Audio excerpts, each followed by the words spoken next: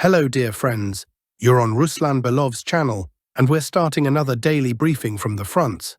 Let me remind you that several days ago, the Ministry of Defense of the Russian Federation announced a breakthrough on the Kramatorsk direction. Allegedly, Russian forces managed to enter the settlement of Klinovo.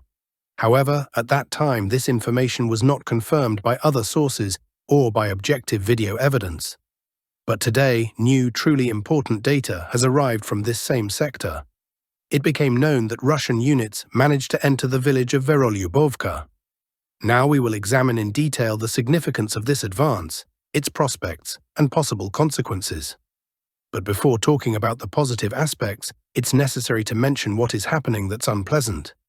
I never conceal difficulties, and those who have been watching me for a long time know. If there are problems at the front, I always speak about them directly. And there is indeed a difficulty, and it's related to Kupiansk.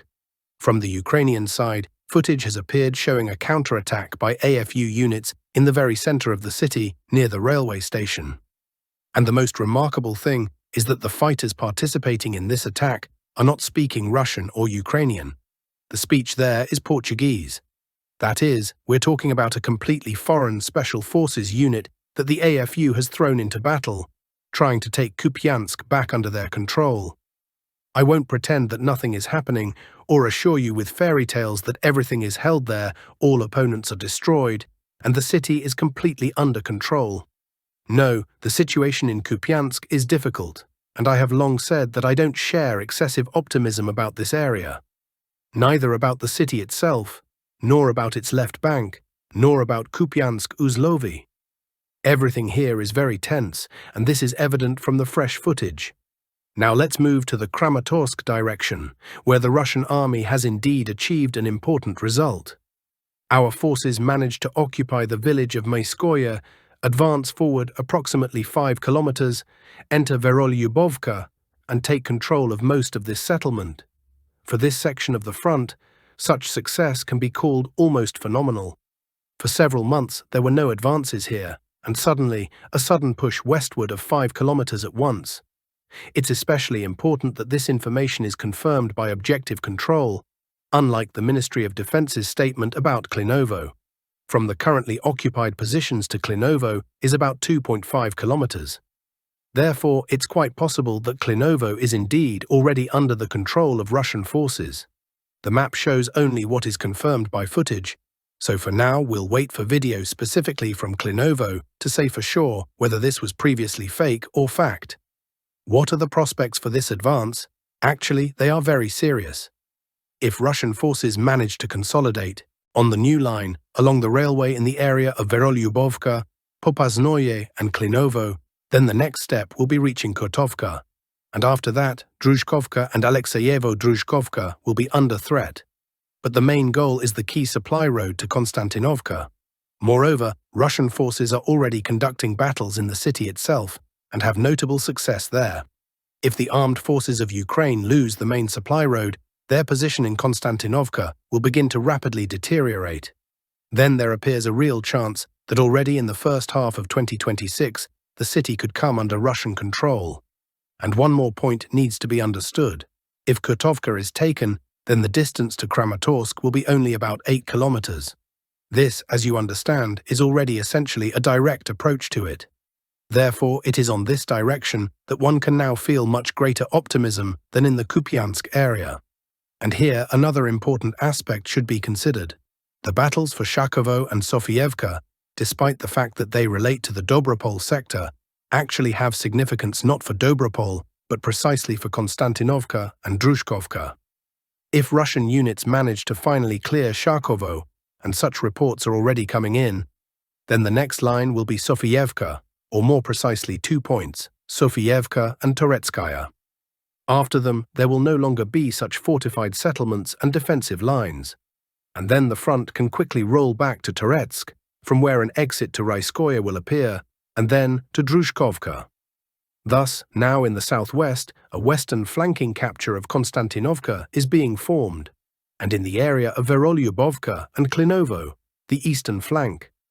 And although street fighting is currently going on in Konstantinovka itself, these actions still cannot be called a full-scale decisive assault. The main role is played precisely by maneuvers on the flanks, with the aim of cutting off supply roads. In addition, another plan of the Russian command is gradually emerging: the encirclement of the Slavyansk-Kramatorsk agglomeration from the northwest and southwest. Russian units are advancing toward Ozernoye and Dibrova from the southern outskirts of Liman. Judging by the changes on the maps, the advance is proceeding on a wide front. In the area of Yarovaya, serious adjustments in favor of the Russian army have already been noted. Probably in the future, troops will wear down Ukrainian logistics with precision strikes and FPV drones to the full depth of the rear. A couple of significant breakthroughs, and the conversation will already be about battles on the outskirts of Slavyansk and Kramatorsk. One can assume that the entire year 2026 will be devoted to battles for this area, for the remaining part of Donetsk Oblast. Now let's turn to the Dnipropetrovsk-Zaporizhzhia direction. Russian forces continue to clear the eastern bank of the Huliaipole River. The northern part of Varvarovka has already been taken. It remains to clear the southern half a bit, and then almost the entire eastern bank of the river will come under the control of Russian forces. At the same time, attacking the western bank will be extremely difficult for the Russian army. There are serious fortifications there, and Kiev, in order to stabilize the situation, has transferred additional reserves here in recent weeks.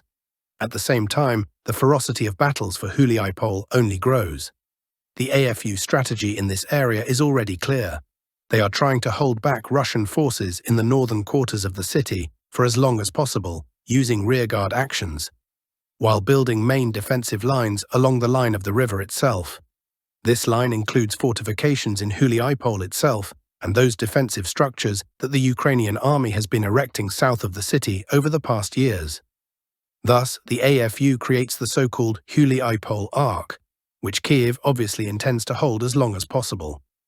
The Ukrainian command understands that the Russian army is unlikely to be able to strike Huliaipole from the southern direction without serious losses, so it's betting on holding this sector. However, Russian units continue active assaults on the northern borders of the city.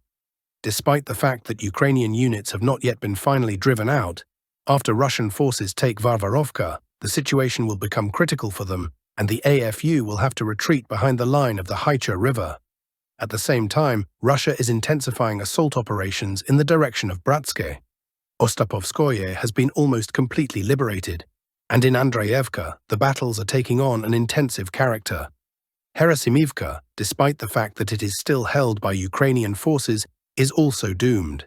It's a matter of time, not of fundamental resistance. It's extremely difficult to assess the importance of such a breakthrough. It is precisely here that Russian forces managed to overcome the main line of AFU fortifications, where the main defensive lines were concentrated. Now the RF armed forces get the opportunity to reach operational space and threaten the rear of Ternovatova, after which the possibility appears to develop further offensive toward Pokrovsky. If you look strategically, the breakthrough can lead to reaching the rear of the entire Ukrainian Orikhiv grouping, Novopavlivka direction. Here, Russian forces are achieving local tactical successes. From the direction of Ivanovka, they are gradually encircling the Ukrainian grouping in Novopavlivka, consistently biting through its defensive positions. The garrison holding Novopavlivka is essentially already doomed. The breakthrough in mid-November became a key moment. It was precisely this that broke the stability of the front. After the fall of Novopavlivka, the Russian army will begin advancing from the south to Medjevaya this year. Similar actions are taking place in another sector. The center grouping is attacking from the Molodetsky area. Fierce clashes continue in Novopodgorodny, Pokrovsk-Mrynograd direction. In the Hryshyn area, very heavy battles are unfolding. Russian units have established themselves in the southern part of the village and continue moving toward the center, striving to drive Ukrainian forces out of key areas. Hryshyn has important strategic significance, so resistance there is extremely stubborn. At the same time, units of the 51st RF Army continue to tighten the encirclement ring around Mrynograd. The blockade line is becoming increasingly dense, and in the central quarters of the city, Russian forces are achieving new successes. Ukrainian forces are being pushed into the northern part of the settlement, where, according to our data, up to 1,000 fighters may be located, having lost the ability to evacuate the wounded. The absence of logistics leads to disproportionately high losses, and the Mrynograd garrison is already close to final collapse. Kharkiv direction. Russian forces continue to press Ukrainian forces in the center of Vovchansk. In Lyman, not to be confused with the city of the same name in Donetsk Oblast. An advance of up to 700 meters has been recorded in certain sectors. On the bridgehead in the Katny area, new lines have been occupied. The advance is proceeding through forest areas. On the Kupiansk direction, Russian units are clearing liberated areas of the city. On the eastern bank of the Oskil, fierce positional battles. Ukrainian forces on the western outskirts of Kupiansk continue to counterattack. Borova direction. The battles on the approaches to Borova remain exceptionally difficult. Russian forces have already advanced to a distance of less than 2 kilometers from this key district center of Kharkiv Oblast. At the same time, combat operations continue in the southern areas of Bohuslavka, and small successes are also noted in the direction of Korovyi Yar. The Russian army's desire to cut off all overland supply routes for the Borova AFU grouping is obvious, in order to force it to capitulate or be eliminated. Zaporizhzhia direction. The Russian army has seized control over the remnants of the Ukrainian garrison in Stepnohursk, effectively eliminating this center of resistance. Airborne units were able to break through the AFU defense, and the entire city is essentially already under the control of the RF armed forces. The only place where Ukrainian forces are still holding is the development in the 3rd micro-district. Despite the critical situation with logistics, the AFU is still trying to hold this area. The reason is simple. If it is lost, Russian UAV operators will be able to systematically strike targets in Zaporizhzhia, located only 20 kilometers away. At the same time, Russian units are pushing the AFU out of areas adjacent to Stepnohursk. After taking Primorske, where successes are also noted, the path will open to reaching the rear of the AFU Orikhiv grouping from the northwestern direction, while simultaneously creating a threat by reaching the distant approaches to Zaporizhzhia. This concludes the briefing from the front sectors. Now we move on to a review of the international political situation. Donald Trump made a sharp statement. "I told Zelensky right in this office that he has no winning cards. There was still time for settlement then. That was the best moment to conclude an agreement, but they, in quotes, by their wisdom, refused. Now there's already too much against them." Meanwhile, the Legitimny Telegram channel reports, Pokrovsk is lost, and in Mrynograd, the remnants of the Ukrainian garrison, about 1,000 fighters, find themselves in a final cauldron. German publicist Röpke acknowledged the conclusions we voiced earlier. The AFU defeat in Mrynograd and Pokrovsk will become proof of the total inability of the Kiev authorities to wage war. Zelensky's regime has essentially exhausted itself, and delaying negotiations will only increase the threat of its collapse. More and more deputies of the Servant of the People Party are trying to distance themselves from what's happening, which could become the end of the political era of Zelensky's empire. According to sources from secret chancellery, the Kremlin has formed a number of key demands that should form the basis of a future treaty through Trump. Non-bloc status for Ukraine, refusal to join NATO, absence of European military contingents on Ukrainian territory, holding referendums on the status of disputed territories, approval of the peace treaty by Parliament, refusal of reparations, holding elections for all government bodies, amnesty for all participants in the conflict, cessation of discrimination based on linguistic and religious grounds, phased lifting of all sanctions, legal recognition of Ukraine's renunciation of lost territories at the UN, legitimization of Crimea, Donetsk, Luhansk, Zaporizhzhia, and Kherson territories in international structures. The negotiation process is entering a key phase, but there remains a serious risk of interference by globalist forces seeking to derail any settlement. Midterm elections in the United States are ahead, and the so-called shadow government will try to take revenge.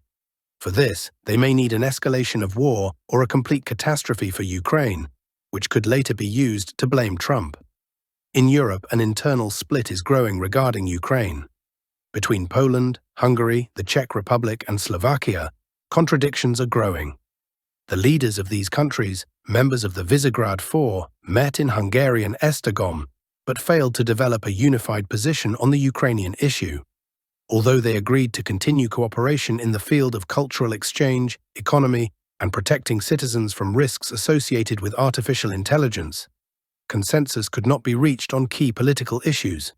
Emmanuel Macron, arriving in Beijing, called on China to assist in ending the conflict in Ukraine, as well as to increase investments in France, warning about the risks of destroying the world order due to trade confrontations and China's export restrictions. Chinese leader Xi Jinping announced support for a fair settlement and allocation of $100 million for the restoration of Palestine. The visit is taking place against the backdrop of trade tensions. France's foreign trade deficit with the PRC amounts to €47 billion, and the situation is aggravated by mutual tariffs on products, including electric vehicles. The parties concluded 12 cooperation agreements. Macron called for a moratorium on strikes on Ukrainian infrastructure, while the PRC counts on France's diplomatic support in the dispute with Japan over Taiwan. That's all for today's briefing, dear friends. Thank you for watching. Don't forget to like this video, subscribe to the channel, and hit the notification bell so you won't miss the next updates from the front lines. Share this video with your friends who are interested in staying informed about the latest developments. Your support is very important to us. Stay safe and see you in the next briefing. Goodbye.